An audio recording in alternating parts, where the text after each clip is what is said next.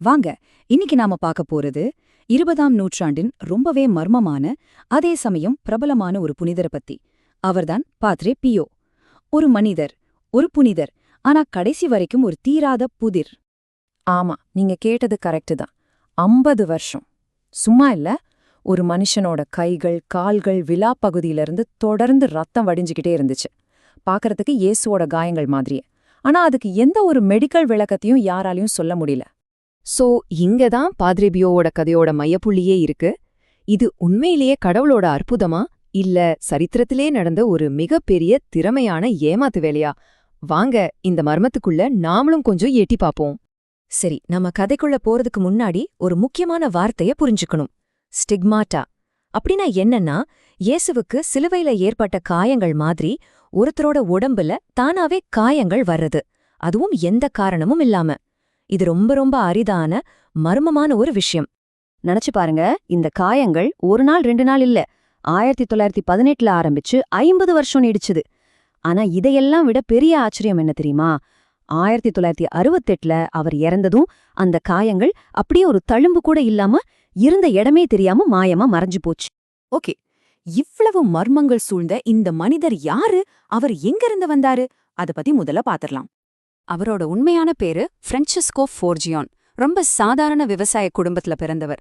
சின்ன வயசுலயே அவருக்கு கடவுள் தரிசனம்லாம் கிடைச்சதா சொல்றாங்க. அதனாலேயே வெறும் 5 வயசுலயே தன்னோட வாழ்க்கைய கடவுளுக்கு அர்ப்பணிக்கணும்னு முடிவு பண்ணிட்டாரு. அப்புறம் 15 வயசுல துறவியாகி பியோன்ற பேரை ஏத்துக்கிட்டாரு. ஆனா கதை இத்தோட முடியல. அந்த ஸ்டிக்மேட்டா காயங்கள் ஒரு ஆரம்பம்தான். அவரை சுத்தி இன்னும் நிறைய அமானுஷ சக்திகள் இருந்ததா அவரோட பக்தர்கள் நம்புனாங்க. உதாரணத்துக்கு சொல்லணும்னா, அவரால ஒரே நேரத்துல 2 இடத்துல இருக்க முடியுமா? இத பைலோகேஷன்னு சொல்லுவாங்க. அப்புறம் எப்பேற்பட்ட நோய்களையும் குணப்படுத்துற சக்தி, எதிர்காலத்துல நடக்க போறது முன்கூட்டியே சொல்றது, ஒருத்தர் மனசுல என்ன நினைக்கிறாங்க, என்ன பாவம் செஞ்சாங்கன்னு அவங்க சொல்றதுக்கு முன்னாடியே தெரிஞ்சுக்கிறது, இது மாதிரி ஒரு பெரிய லிஸ்டே இருக்கு. இந்த அற்புதங்களால தான் அவர் உலக அளவுல ஃபேமஸ் ஆனாரு. ஆனா ஒரு பக்கம் பக்தர்கள் இதெல்லாம் நம்புனாலும், இன்னொரு பக்கம் இதை யாருமே நம்பல. குறிப்பா சொல்லணும்னா, கத்தோலிக்க திருச்சபையோட தலைமையகமான வேட்டிக்கனே அவரை ரொம்ப சந்தேக கண்ணோட தான் பாத்துச்சு. பல வருஷமா அவரை விசாரணை பண்ணிட்டே இருந்தாங்க. அவங்க வச்ச முக்கியமான குற்றச்சாட்டு என்னன்னா, இந்த ஸ்டிக்மேட்டா காயங்கள்லாம் தெய்வீகமானதில்ல, அவரே கெமிக்கல்ஸ் யூஸ் பண்ணி வேணும்னே உண்டாக்கிக்கிட்டதுன்னு சொன்னாங்க. இது ஒரு பெரிய ஃப்ராட் வேலைன்னு வேட்டிக்கன்ல இருந்த பல பெரிய ஆளுங்களே நம்புனாங்க. இந்த குற்றச்சாட்டுக்கு ஆதாரமா 2 கெமிக்கல்ஸ சொன்னாங்க. ஒன்னு கார்பாலிக் ஆசிட். இது தோல்ல பட்டா புண்ணை உண்டாக்கும். இதை எதுக்கு வாங்குனீங்கன்னு கேட்டதுக்கு ஊசிகளை ஸ்டெரிலைஸ் பண்ணன்னு பதில் சொன்னாரு. இன்னொன்னு வெராட்ரின், ஒரு விஷப்பொருள். அதை எதுக்கு வாங்குனீங்கன்னு கேட்டா சும்மா கூட இருக்கிற துறவிகளை கிண்டல் பண்றதுக்குன்னு சொன்னாரு. இந்த பதிலெல்லாம் அவங்களுக்கு போதுமானதா இருந்துச்சா?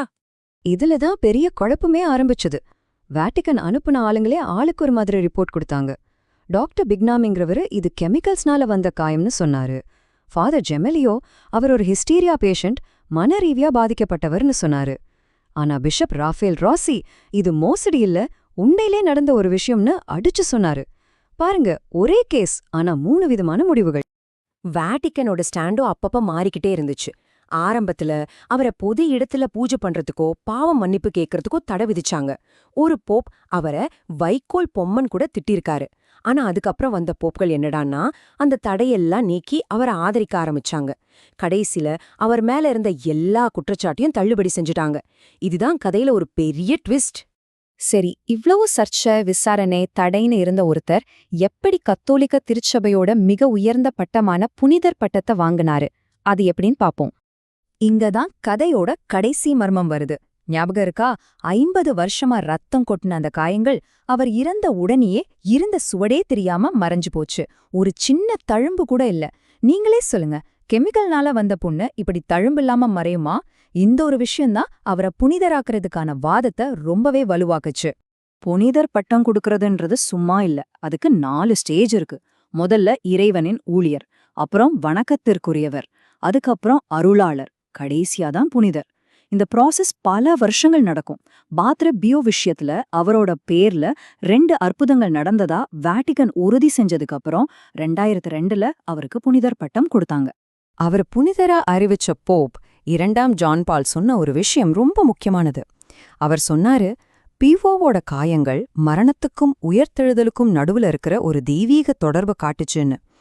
இந்த ஒரு வரியில அவர் மேல இருந்த எல்லா சந்தேகத்துக்கும் அதிகாரப்பூர்வமா முற்றுப்புள்ளி வச்சாங்க. சரி, சர்ச்சைகள் எல்லாம் ஒரு பக்கம் முடிவுக்கு வந்தாலும் பாத்ரே பியோவோட தாக்கம் இன்னிக்கும் உலகம் முழுக்க கோடிக்கணக்கான மக்கள் மனசுல ரொம்ப ஆழமா இருக்கு. 3300 இது என்ன நம்பர்னு யோசிக்கிறீங்களா? உலகம் பூரா இருக்கிற ரிஜிஸ்டர் பண்ணப்பட்ட பாத்ரே பியோ பிரேயர் குரூப்ஸோட எண்ணிக்கை இது. அவரோட செல்வாக்கு எந்த அளவுக்கு இருக்குங்கிறதுக்கு இது ஒரு சின்ன சாம்பிள் தான். இன்னைக்கே அவர் வாழ்ந்த அந்த சின்ன இத்தாலிய ஊரு உலகத்தோட பெரிய புனித யாத்திரை தலங்கள்ல ஒன்னா மாறிடுச்சு. அவர் ஆரம்பிச்ச ஹாஸ்பிட்டல் இன்னைக்கும் ஆயிரக்கணக்கான மக்களுக்கு சேவை செய்யுது. அது மட்டும் இல்ல, நிறைய பேர் மன அழுத்தத்திலேந்து வெளிவரவும் ஒரு நம்பிக்கையோட சின்னமாவும் அவரை பாக்குறாங்க. சோ கடைசியா நாம நிக்கிற இடம் இதுதான். பத்ரிபியோ உண்மையிலேயே யாரு? ஒரு புனிதரா? ஒரு திறமையான ஏமாற்றுக்காரரா?